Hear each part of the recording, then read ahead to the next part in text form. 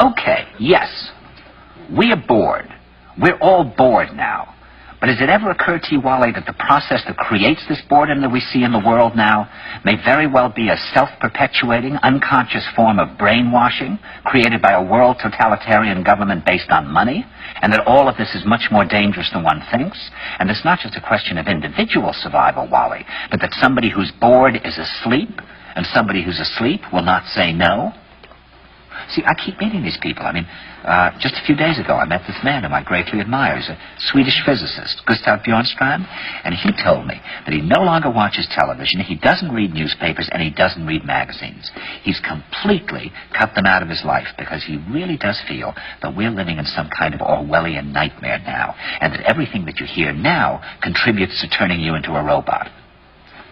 And when I was at Findhorn, I met this extraordinary English tree expert who had devoted his life to saving trees. He just got back from Washington, lobbying to save the redwoods. He's 84 years old. He always travels with a backpack because he never knows where he's going to be tomorrow.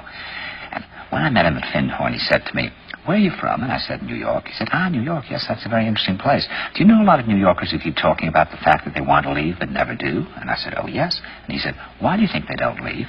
I gave him different banal theories. He said, "Oh, I don't think it's that way at all."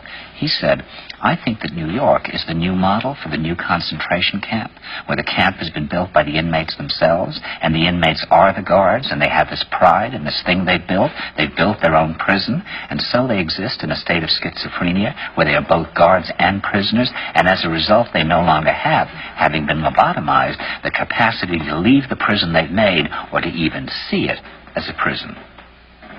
And then he went into his pocket and he took out a seed for a tree and he said, "This is a pine tree." He put it in my hand and he said, "Escape before it's too late."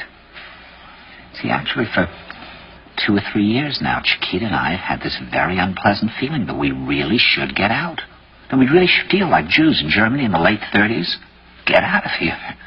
Of course, the problem is where to go, because it seems quite obvious that the whole world is going in the same direction.